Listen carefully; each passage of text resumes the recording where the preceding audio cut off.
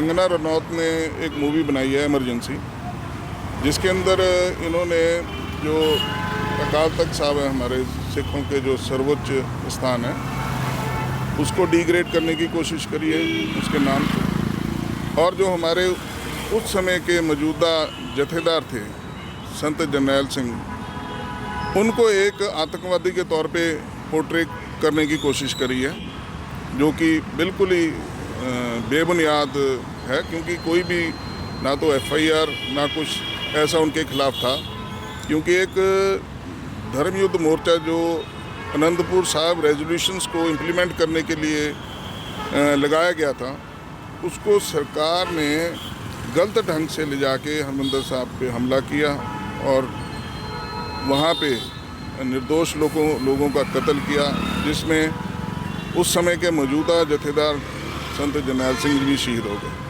तो ये बातें बिना स्टडी करे, बिना पढ़े और एक मूवी बना देनी, और मूवी में भी क्या है कि पता नहीं इसकी फंडिंग कहाँ से, ईडी को ये देखना चाहिए कि इसके पास फंडिंग कहाँ से आ रही है फिल्में बनाने की। इस फिल्म की एक्टर भी ये है, डायरेक्टर भी ये है, प्रोड्यूसर भी ये है। और अगर आप पिछले समय में देखोगे जितनी भी फिल्में इसने प्रोड्यूस करी हैं वो टोटली फ्लॉप रही हैं। एक फिल्म की तो टोटल 17 टिकटें बिकी हैं ऑल ओवर इंडिया में। अब इतनी बड़ी बजट की फिल्में के पीछे पैसा कौन लगा रहा है, किसका पैसा है, इसकी जांच होनी चाहिए। हमने कंप्लेंट फाइल करी है, इन्होंने जो धार्मिक भावनाएं भड़काने की कोशिश करी है और दो कम्युनिटीज़ के अंदर जो इसने रिफ्ट डालने की कोशिश करी है, उसके तहत हमने इलाका मजिस्ट्रेट के under section 302, 299, 196 part 1, 197 part 1 BNSS के तहत हमने क्रिमिनल कंप्लेंट फाइल करी है, ताकि इसके खिलाफ पर्चा दर्ज करके इसको सज़ा दिलाई जा सके।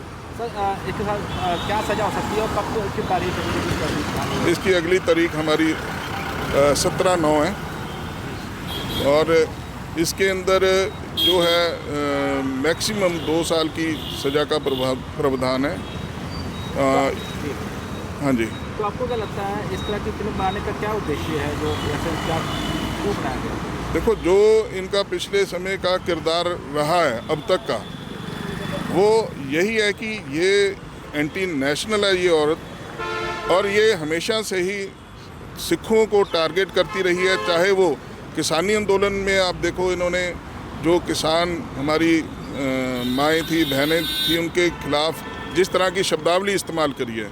अब पीछे जो इसने किसान आंदोलन को लेके जो स्टेटमेंट दी कि वहाँ पे रेप होते थे, वहाँ कत्ल होते थे, जबकि वो एजिटेशन वर्ल्ड के अंदर एक PhD या रिसर्च का विषय है कि इतना पीसफुल और इतना जो अपना डिसिप्लिन्ड एजिटेशन जो रहा है सबसे लंबा रहा है, और उसको लेके इसने एक पर्टिकुलर कम्युनिटी को टारगेट किया हमेशा।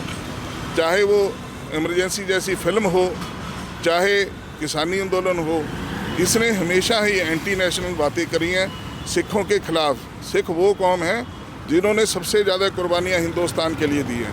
पंजाब का कोई गांव ऐसा नहीं है जहां से 2, 4, 5 लड़कों ने बॉर्डरों के ऊपर अपनी जानें ना दी हों, ना शहीद हुए हों।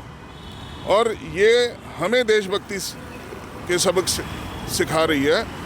जो इसका बैकग्राउंड क्या है, इसके पिछोकड़ क्या है इसका, कोई इतनी अमीर नहीं है ये धक्के खा के बॉलीवुड में खुद कहती है, विक्टिम कार्ड प्ले करती है ये कि मेरे साथ रेप हुए हैं, मेरे को मिसयूज़ करा है।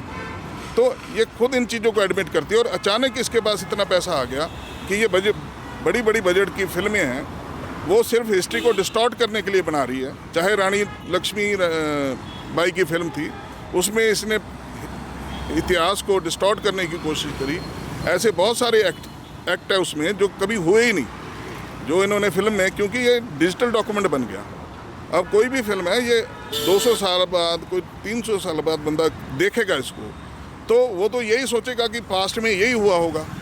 ऐसे ही इन्होंने इमरजेंसी के तहत हर एक करैक्टर को बैड लाइट में ले जाने की कोशिश करी। चाहे वो संत जरनैल सिंह है, चाहे वो इंदिरा गांधी है, चाहे वो संजय गांधी है, जितने भी आप अगर पात्र देखोगे उसके अंदर उनको डाउनग्रेड करके एक पर्टिकुलर पार्टी के बंदों को एक हीरो के तौर पे इन्हें पेश करने की कोशिश करी। तो इसलिए इसका जो बैकग्राउंड है वो बड़ा क्वेश्चनेबल है। तो ये एजेंसीज़ को जरूर देखना चाहिए कि ये फंडिंग कहाँ से आ रही है।